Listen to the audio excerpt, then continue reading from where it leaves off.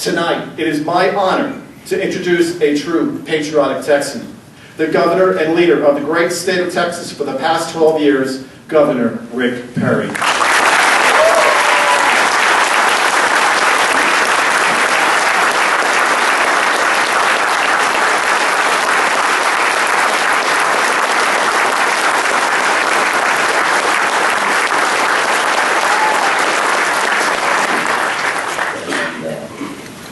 Wayne, thank you very much. I'm going to try to move this up a touch, and thank you all for coming out here tonight. And I apologize, I'm a little bit, I'm a little bit shy on volume. I came directly from the left coast, literally.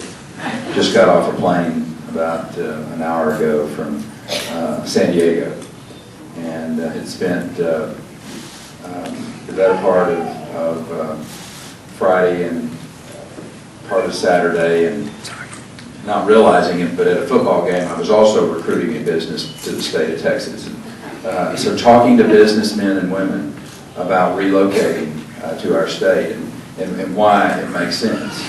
And let me share with you the passage of Proposition 30 in California that they, this last November, they passed, which raised their tax rates substantially on businessmen and women, has made California a target-rich environment.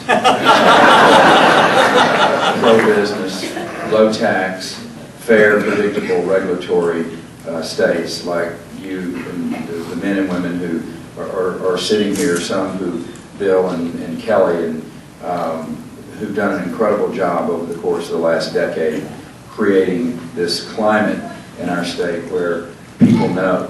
I mean, it's not just a story. It's not, people know to their core across this country that there is still a place where freedom is special, that opportunity looms large, and that place is called Texas.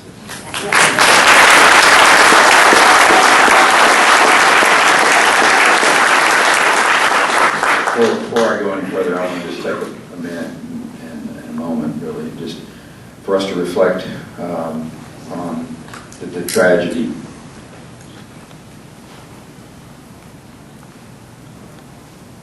that occurred in our country. And, when evil visits the way that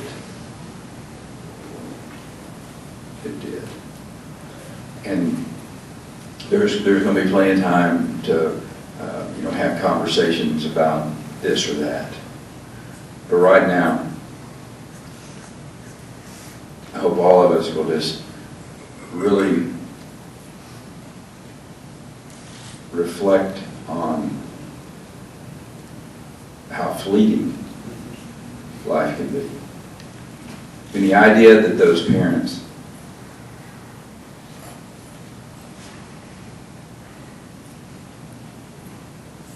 took their children to school and never to see them again. It's not right. We have to do everything that we can to make sure that those types of evils are restricted the best that it can be. But more important, during this holiday season, a season when we celebrate life and the birth of a Savior, that we take the time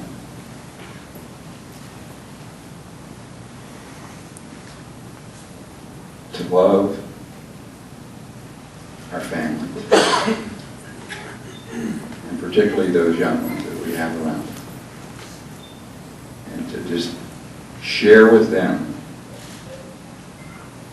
the love that you can and should share with them. So, life is precious, and we just need to remember to share with our loved ones just how much we love them. Pray for them. So anyway, I want to tell you, we were just saying, Matt, that I'm pretty sure that I'm looking forward to the legislative session. I'm excited about getting to go and work with these men and women, and I'm not sure there's ever been a more conservative legislature in my 28 years.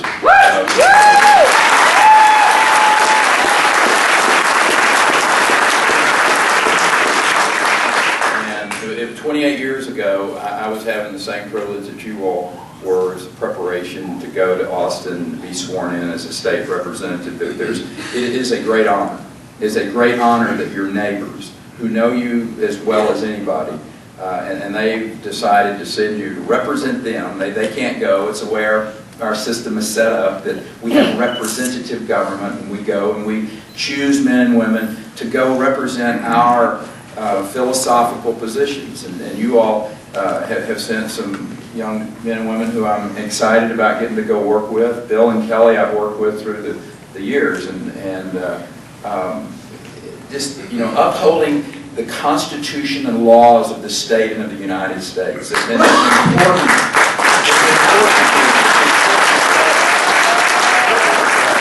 You know, the United States Constitution is not just the founding document of our country, but it's the framework for governance. I mean, it remains the greatest blueprint for freedom ever conceived by mankind. And to the extent that the Tea Party, I mean, watching the Tea Party over the course of its existence and to become this very powerful force in American society, it is I tell people, it is in direct inverse proportion to the erosion of the United States Constitution. The influence that the Tea Party has had, and as it's grown, as we've seen our freedoms be chipped away, eroded, corroded. Freedom is the foundation of this republic. But freedom is only as safe as the rule of law. So the rule of law requires a constitution that doesn't evolve because there are some judges who decide they want to interpret the Constitution for us. It needs to remain this unchanging document that protects the rights and freedoms of every American.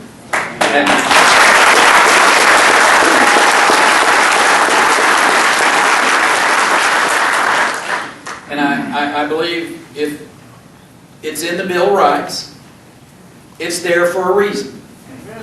And we don't have a cafeteria plan. We need to live by it if it's there. The power is not delegated to the United States by the Constitution, or prohibited to. It's for the states and or the people respectively. Amen. I mean, I really don't understand what's difficult to understand about the 10th Amendment. It says that, there are limited numbered duties that the Constitution say this is what the federal government's supposed to be engaged in. Everything else, you states are going to have to work it out. We often teach separation of powers between the three federal branches of government. I happen to think we need an enlightenment in America concerning the divided sovereignty as it relates to the federal, state, and local governments. You have heard, Kelly talked about it here, that there are things that we need to be sure in Austin, Texas. I mean, you hear me rail about the federal government and them forcing their will upon the people, and then one size fits all. But we in turn need to be just as watchful that we don't create unfunded mandates on the local cities or the counties or the independent school districts.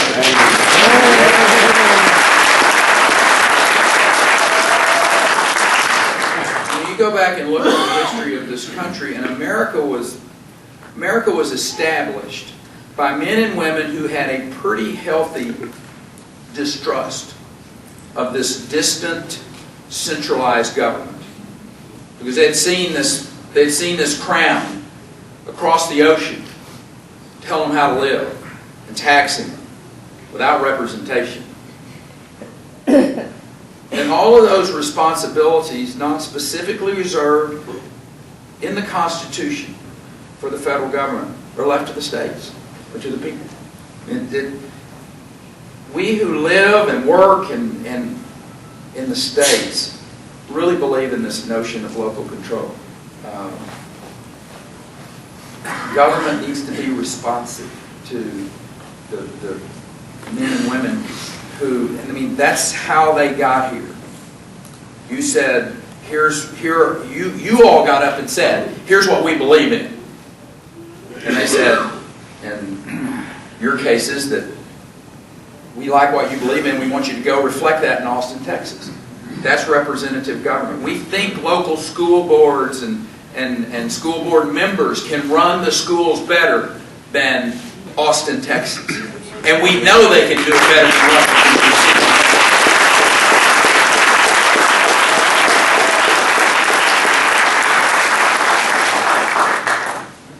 I think every one of the legislators got up here and talked about one of the key tenets of the Tea Party. Taxed enough already. And indeed, the central issue facing Washington, D.C. is not whether any income category is taxed enough. The problem in Washington, D.C. is whether the federal government knows how to stop spending. Amen.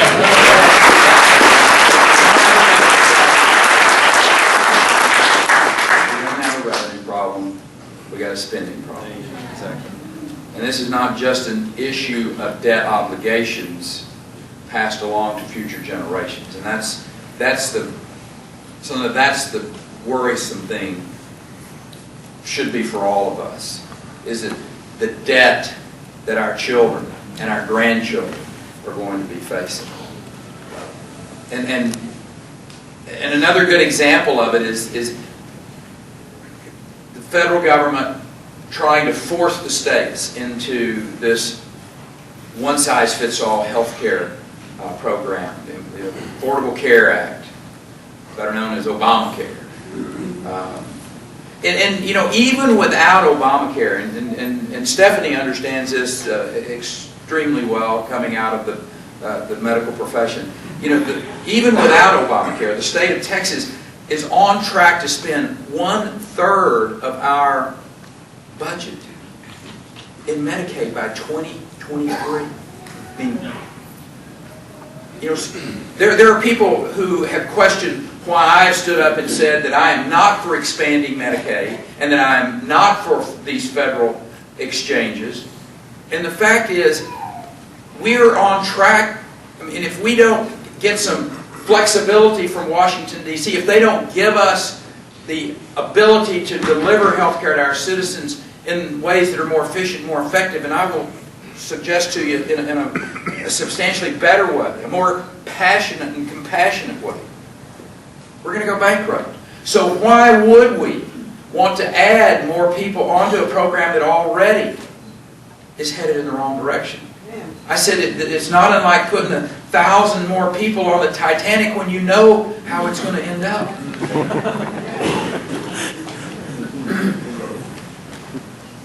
Our future is only as bright as we are free. And we are free only as the federal government is limited in its power to tax and spend and control our lives. That is what we find ourselves. I will tell you, I'm excited about the future of the state of Texas. Now, you know, my friends in California got to decide how they want to live. And that's the beauty of this. If they want to be overtaxed and overregulated and overlitigated, they can stay. But we want to give them an offshoot. Amen. We want to tell them that there still is a place where you can be free. There is still a place in America where freedom reigns. There is still a place where we respect the Founding Fathers' vision of this country. And that place is Texas. And you are sending men and women who understand that to their core to Austin, Texas. And I look forward to standing by their sides and making Texas even a better place to live, to raise a family, and to have a business. God bless you.